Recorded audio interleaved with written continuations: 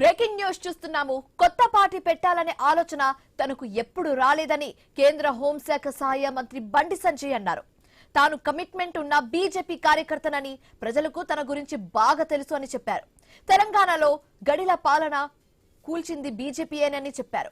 అలాగే తన కన్నా కొడుకును కూడా చట్టానికి లోబడి పోలీసులకు అప్పగించిన చరిత్ర తనదేనని చెప్పారు. సమాచారం అందిన వెంటనే పోలీసులకు అప్పగించానని చెప్పారు. తనపై జరుగుతున్న పరిణామాలన్నీ కేటీఆర్ కుట్రలో భాగమేనని ఆరోపించారు. తనను బర్తరఫ్ చేయాలని బీఆర్ఎస్ డిమాండ్ చేస్తుందని అన్నారు. ఉరిశిక్ష వేసే ముందు కోరికలు అడతారట, చివరి కోరిక ఏం అడతారట, వాళ్ళు ఏం చెప్తారు తెలియదు. కానీ కమిట్మెంట్ తో పనిచేసే భారతీయ జనతా పార్టీ కార్యకర్తను పిలిచి మీరు అడిగితే, కమిట్మెంట్ తో పనిచేసే భారతీయ జనతా పార్టీ కార్యకర్తను మీరు పిలిచి అడిగితే చెప్పే టక్ పని అయిపోయింది ఒకటే, నేను చచ్చిపోయినాక నా మీద భారతీయ జనతా పార్టీ కండ కప్పాలని, జెండా కప్పాలని అంటారు. దీనికి కమిట్మెంట్ అంటారు.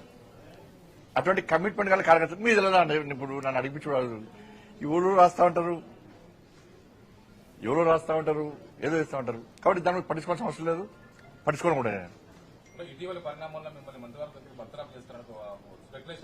కరెక్టే. కేసీఆర్ చేత 17 మంది ఎంపీలు ఉన్నారు. కేసీఆర్ దయాదక్షిణ మోడీ ప్రభుత్వం నడుస్తుంది పాపం. కాబట్టి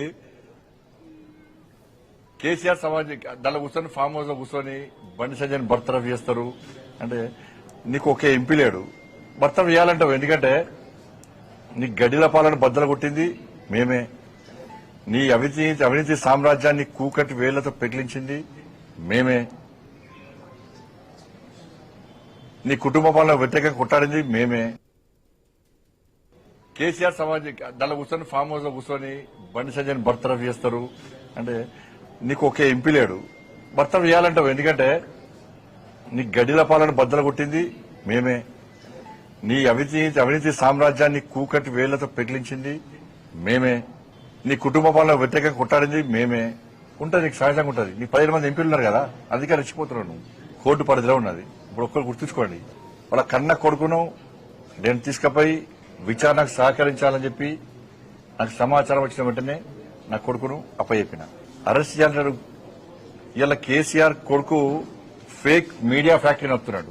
ఏం జరుగుతుంది, ఏం జరగాలి, ఏం జరిపించాలనేది ఆ కుట్రలన్నీ ఆయన చేస్తున్నాడు. కాబట్టి ఆయన నడితే సమాధానం చెప్తాడు. థ్యాంక్ యూ, ధన్యవాదాలు.